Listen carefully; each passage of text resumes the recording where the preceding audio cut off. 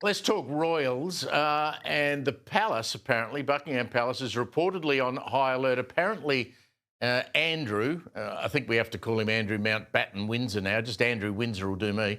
And Sarah Ferguson.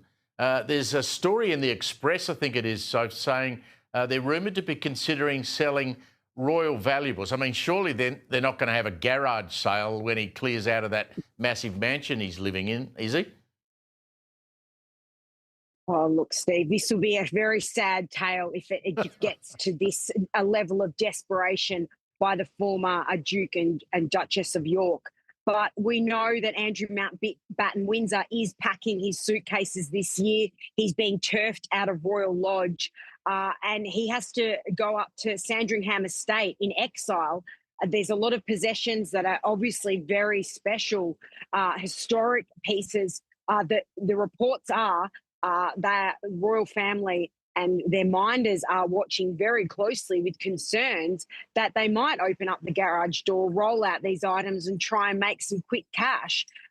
Steve, this is a real worry. But you've got to remember their two daughters are still heavily involved with the royal family. So the moves by Sarah Ferguson and Andrew Mountbatten Windsor can also harm their daughters. So they need to be very careful with what they do, because we know these two are very much now on the outside after they got stripped of their titles.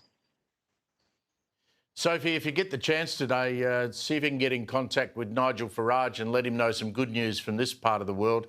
Kevin Rudd, and it's in no part to Nigel Farage's great honour that he's played a part in this. Kevin Rudd's leaving as the US ambassador. We have to remember, of course, that it was Nigel Farage in an interview on Sky who actually said to Donald Trump, do you know what the ambassador to Australia has been saying about you all these years? Well, that was an infamous interview, wasn't it, Steve? That went around the world. There was a lot of criticism about it, but Nigel Farage was right on the money. And isn't it interesting to see now Kevin Rudd depart early?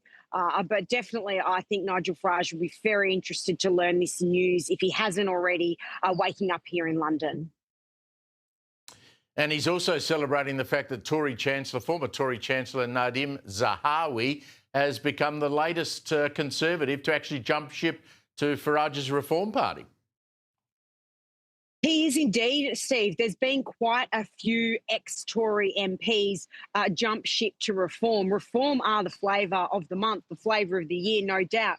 But unfortunately for the former Tory Chancellor, like in many of these cases, the media have dug up some old tweets, and there's been some pretty shocking ones where he's hit out at Nigel Farage, criticising him, and he says Farage has run for political office 6 times in 15 years, and he's criticised him. He said he's worried if he was running the country. Now, these are historic tweets, but he's really been disparaging of him online, and yesterday they were cozying up together. So this is a big win for Nigel Farage to have him on the team. But this is what happens, Steve, when people trawl through your social media.